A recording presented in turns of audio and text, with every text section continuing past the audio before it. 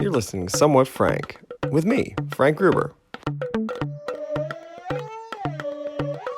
After working in the corporate world for a decade, I decided to blaze my own path by co-founding Tech Cocktail, which helped catalyze local startup communities and eventually turned into TechCo Media, a site which grew to millions of readers and was eventually acquired.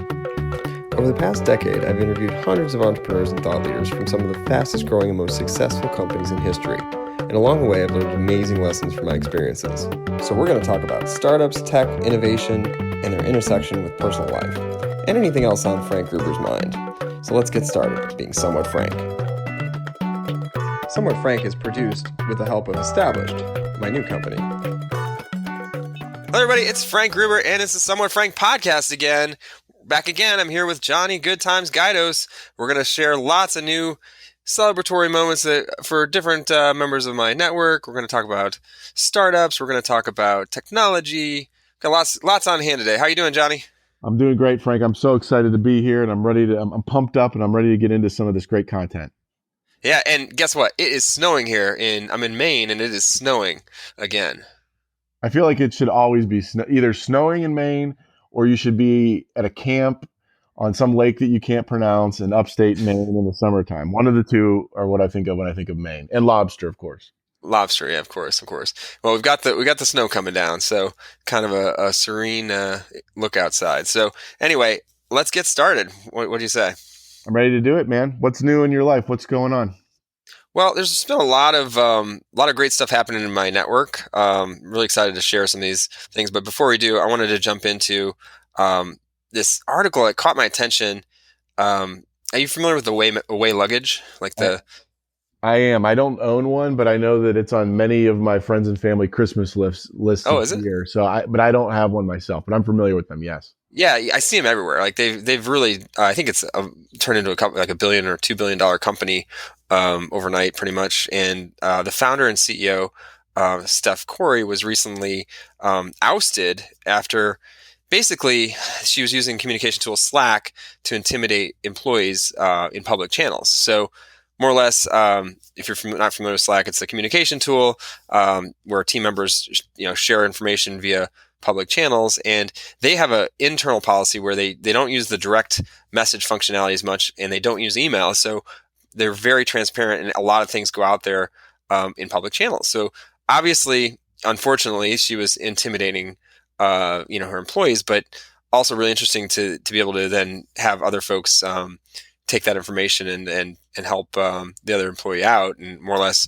it ousted the CEO. So pretty interesting. I don't want to dive too much into that, but more or less the point of my sharing that is that communications in business and life have really changed a lot, and you're seeing more businesses steer away from email as a way to communicate internally. Automatic, which is the makers of WordPress, they also have their own internal tools. They don't really use email at all internally, and so wanted to really pose the question: could you run your business and life without email? I think about that a lot, actually. Not even, actually before I read this article, because I thought about it, right? Before, let's say 1980 and fax machines and even email, right. How did these, Vanderbilts or some of these, these huge companies, how are they able to run their businesses without some of these tools, even phones at the time? It's really interesting. And I know a lot of companies, including ours over here at Established, we generally, most of our internal communicating is done via Slack or some other messenger. Right. External is email. So I think that you'd really be probably handicapping yourself and your company if you were to cut out email altogether, even though it sounds great in theory, right? But right. I don't know how you do it. Another thing too with this article is, I know it's kind of gossipy, but I really wonder how aggressive and what kind of communicating and bullying was going on, because I'll tell you what, for the first, let's say 10 years of my professional career out of college, I mean, there was a lot of intimidation done by, superiors and leaders of companies to help drive their employees to get things done. So I can't even, it must be just a new society we're living in, or it was very aggressive bullying that was Yeah. going on. It seems like. Yeah, I don't want to get too much into it. I think if you check the article out, it's out there. You can search for it. You can kind of. I think they screenshotted Slack messages, so Oh they're wow. they're out there in the internet somewhere if you're interested. But it also made me think about this other article that kind of is similar. It's tangentially similar in that the Atlantic put out a report about the landline and how it used to be the kind of the center of the universe of a home or a household, and it allowed for these you know kind of serendipitous connections. Let's say if somebody's calling and you pick it up and you have to go find the right person or whatever in your house, you may end up talking to grandma or grandpa or whoever, and they may be trying to talk to your mom or dad or whoever. So I think back in the day, that's what people had. It allowed for that kind of those collisions to happen, those positive collisions that happen when you're talking to somebody else, that as you try to find the right person. But it created the ability to learn some phone manners, right? Like you didn't pick up the phone and be like, well, hey, what do you want? Or whatever. You kind of learned how to answer and talk to people, mostly older than you, because I remember this was back in the day. Not a whole lot of folks have landlines anymore. But it was an interesting article. It definitely rings home and makes me want to get a landline again. Yeah, I was thinking back to my adolescence and when I was receiving phone calls and starting my dating life or Right. people I was hanging out with, and all of the phones basically, or all of the messages basically came in through the landline, and my parents were able to manage that, whether it be eavesdropping or whatever the case may be, Right. just not having them answer the phone. So I read the article, and it seems like with everybody having cell phones these days, it your benefit is you're mobile and you do have some privacy, but when you're dealing with young children, it's a little bit harder to be involved with their life and know exactly everything that's going on, which can also be a benefit as well when you're dealing with safety and other things like that. Totally. It's scary, right? The other thing that comes up is like if, let's say, if my mom wanted to call me, she's probably going to call me on my phone and not call the house landline, and therefore never probably going to have a collision with my wife, right? She's not going to have that kind of, or with my little one. So I think it's just a matter of those things don't happen as much anymore, and the question is, what has that done to the household, and what has that done to society? So interesting article. Yeah, I lean towards probably being less of a benefit, honestly. Right. I like the idea Yeah. of both, right? The benefit of being mobile and having some privacy, but at the same time having a landline that's just a fixture in the household, and you can manage some communication that way. So I like a little Well, bit of both. I'm bringing it back. I'm bringing back the landline. I think it's important. I'm gonna get one. I think, and we're gonna use it, and it's gonna have a long cord, because I think that's what you had to have back in the day. The long cord. No, this wireless technology stuff. We're going back in the day, and I'm a supporter of that, and but we're dating ourselves too, because you and I were talking earlier that yeah, back when we were in college, we didn't have cell phones, right, for the first year or no, two, and so right, you were getting phone calls from people in your dorm. You were checking voicemails. Our fraternity, we had 50 to 100 people living in one place, and we had a house phone. Sigma Phi Epsilon house phone, which was interesting, right? So, Yeah. um, You were lucky if you ever got anybody to get you, because I was in right. the main area. But it took. I mean, people did, right? That's what happened. But again, then there was that serendipitous connection with whoever answered the phone, and that there's a little bit of a fun element to that. The downside of the landline is you can't send emojis. That's a really difficult thing. Ooh, Yeah. So basically, everything I feel like is turned into the hieroglyphics of texting, which is the emoji, and or you can't send those anymore over those landlines. So I think that's one of the downsides. But maybe people will communicate better and learn some better communication skills. I mean, that's the upside. So it's makes sense to interesting. me, for sure. Yeah. So definitely something to think about. And I'm thinking seriously about getting that. So Let's do yeah, it. Well, Frank, let's do it. another kind of changing gears here. Yeah. So you'd mentioned earlier you have a lot of people to celebrate in your network. Yeah. Who's moving up the ladder? Who's doing new stuff? What's going on? Yeah, lots. I'm going to rattle them off quickly. So, Lori Segal, who was at CNN for a long time, was a correspondent. She's done her own CNN programs and things like that. Left CNN and launched her new media company called Dot Dot Dot Media. She's doing some really interesting interviews. She's got a lot of great connections and network and relationships, and so she's leveraging that to do interviews with some of the top brass, I guess you could say, for some of these major companies out there. She, I think, just did an interview with the CEO of Instagram. She did some others as well. So really interesting. Check it out. Dot dot media. Dot dot dot media. So 3 dots media, and check out what she's been up to. Tony. He was at Google Ventures. I met him a long time ago when he was at a startup, but now he was at Google Ventures. He left, and now he's started his own company, his own venture firm called Plexo Capital, and he raised $42 million fund, his first fund, and excited for him. And he's going to be investing in startups. So love seeing more new funds to be able to invest in the great startups that are out there. Michael Chasen, who was the CEO and co-founder of Blackboard, he's now at Precision Hawk, a drone technology for the enterprise company. Just raised $34 million in funding.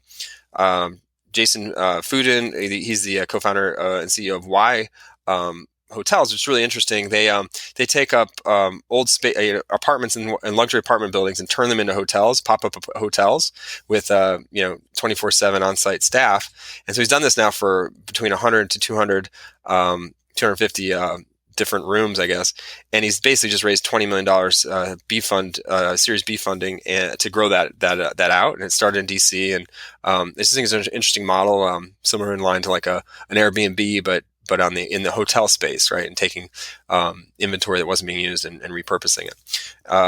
So that's kind of cool. Justin Howard out of Chicago, Sprout Social, just recently IPO'd. So we had Justin speak at some of our events back in the day and about their product and what they've been up to on the social side of things. And they just IPO'd. So big congrats there, ringing the bell.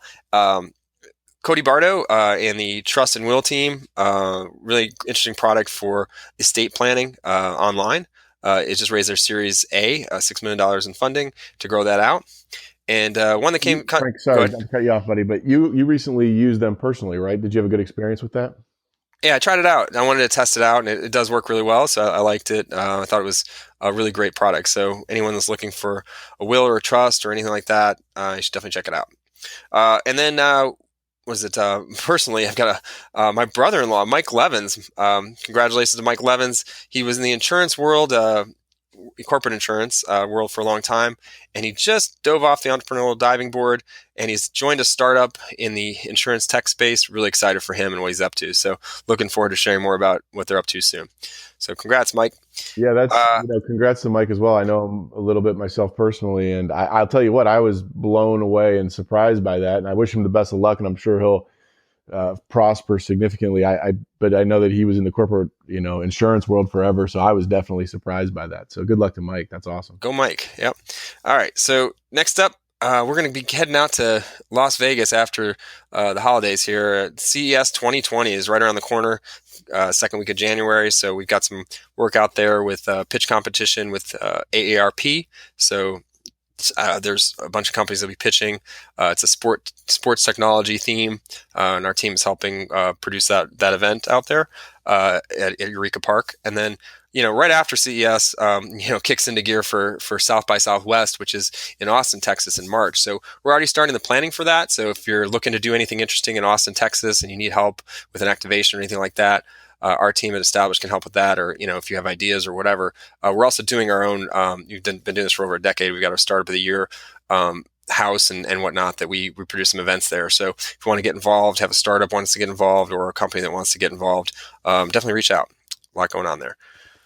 That's all good stuff. Is there anything specifically that you're excited about to see at CES this year, or you just? Oh man, I know you go every year, and it's pretty overwhelming how big the space is and how many companies are there. But anything that caught your interest so far?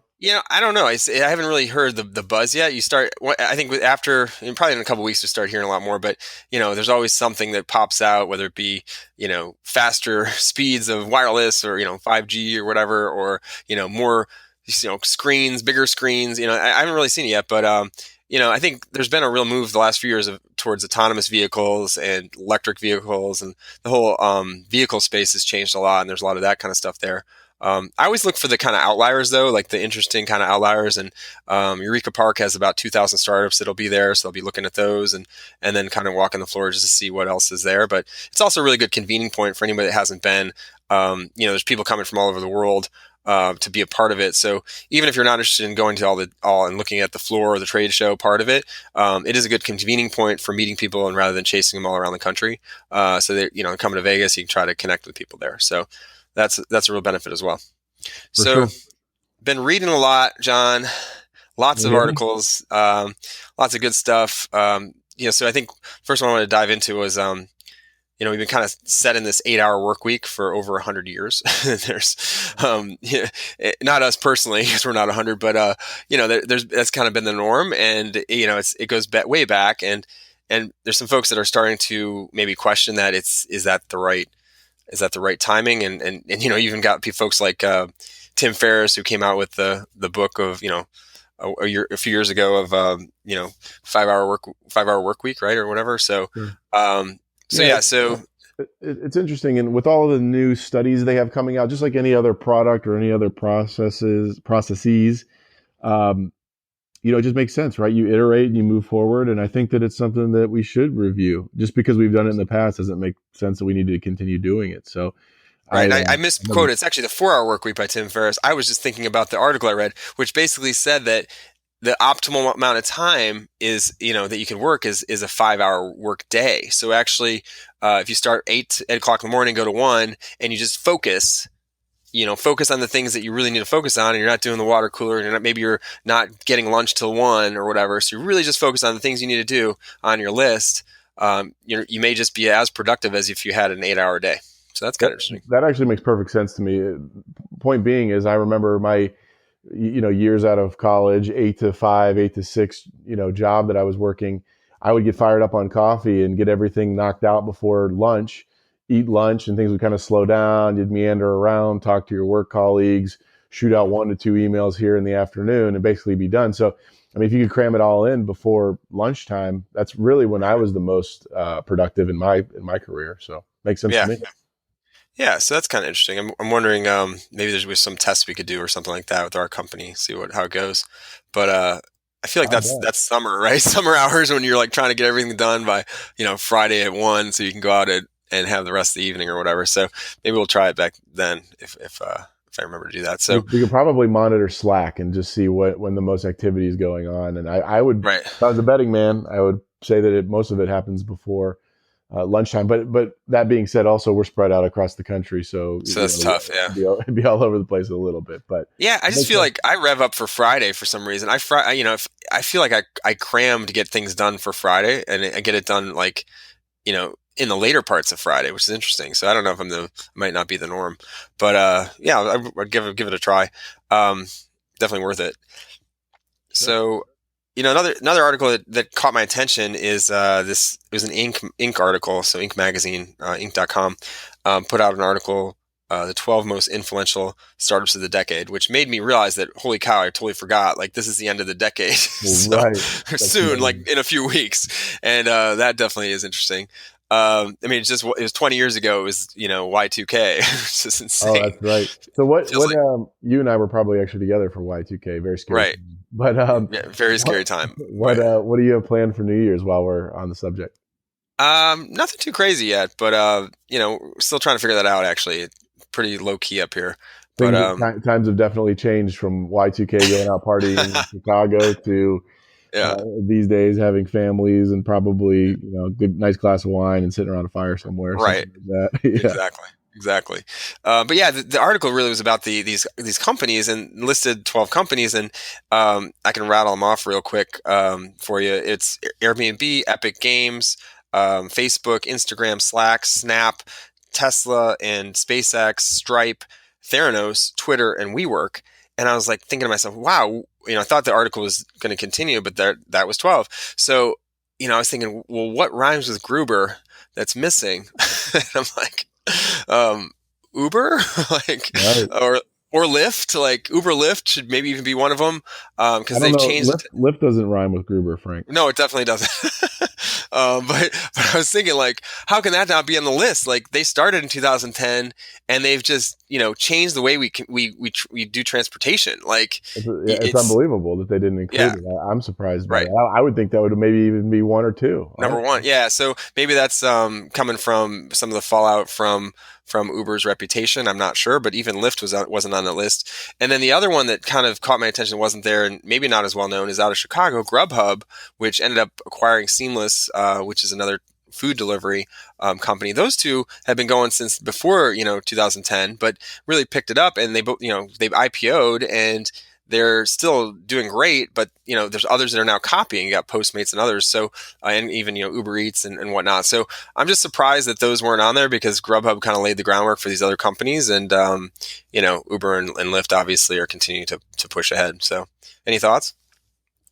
No, I'm just as surprised as you. I mean, Yeah. I'm kind of curious as to the parameters because I would think that those would all be on there. But Right.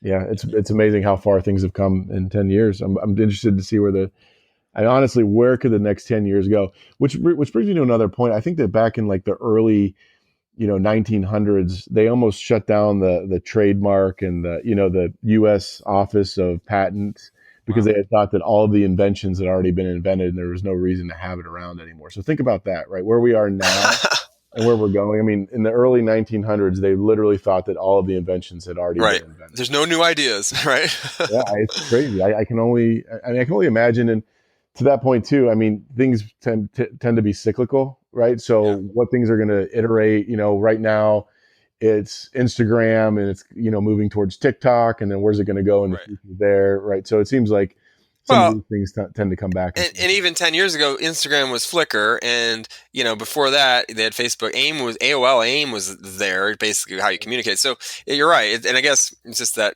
the 10-year period. So, but I'm thinking like, what else has been more disruptive than Uber and Lyft for like transportation?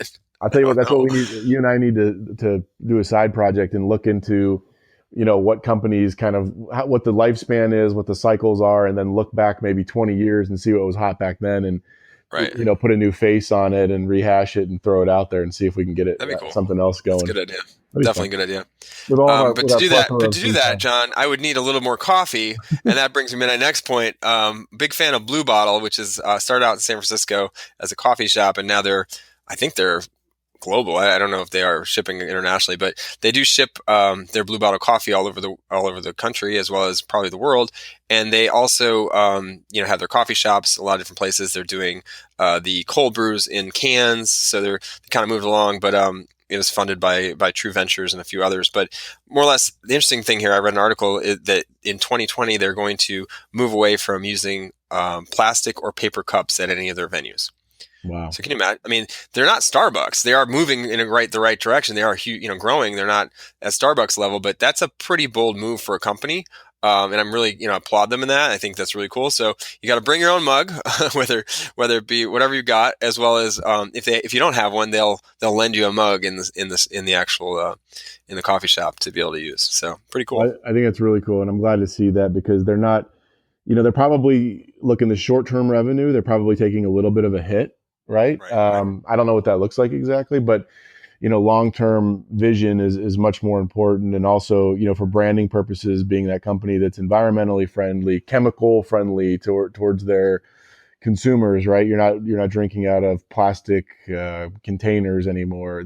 So on and so forth. So Right. I applaud them for that. That seems really Well, cool. they've got 70 cafes in the United States, so they could be literally zero waste by the end of 2020, which is phenomenal.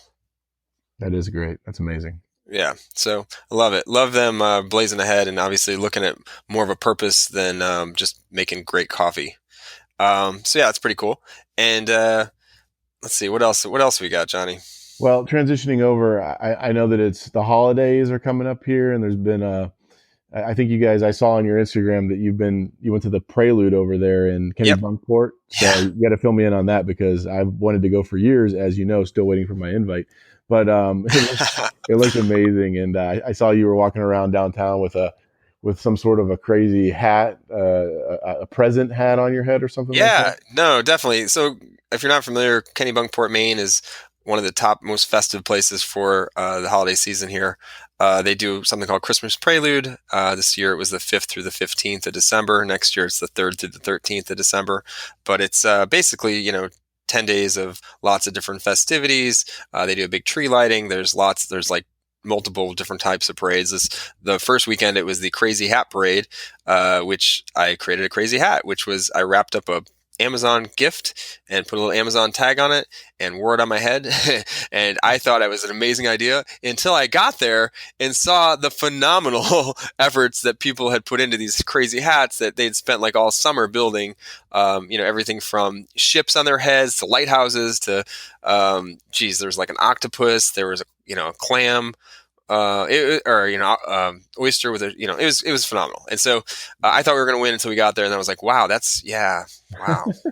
When did they start the parade? I know I've seen pictures of the lighting of the tree forever, but when did they when did they start the crazy hat parade? Do you know? I think it was like 10 years ago, about 10 years ago. Yeah. So it's been Yeah. going on for a while too. So, this was the 38th prelude, and, the parade started about, a decade ago. So Oh, that's pretty cool. awesome.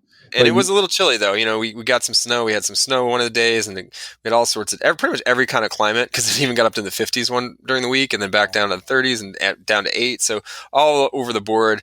Definitely, definitely was, playing on your, on your both your emotions and on your allergies as you're going up and down in temperatures. But it was definitely a lot well, of fun. And I'll tell you, if you're gonna have snow, the best time for it would probably be during a holiday parade and a holiday oh festival. yeah, I think it it'd was very festive. be the same without it. But Pretty cool. with that being said, too, I know that on our Startup of the Year podcast, we did a gift guide for cool startup ideas and cool products and gift ideas.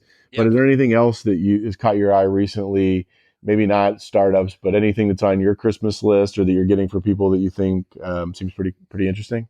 Well, these aren't going to necessarily be going to people, but I just thought they were interesting and maybe hot items for this holiday season. Williams Sonoma has got so Star Wars got a new movie coming out soon.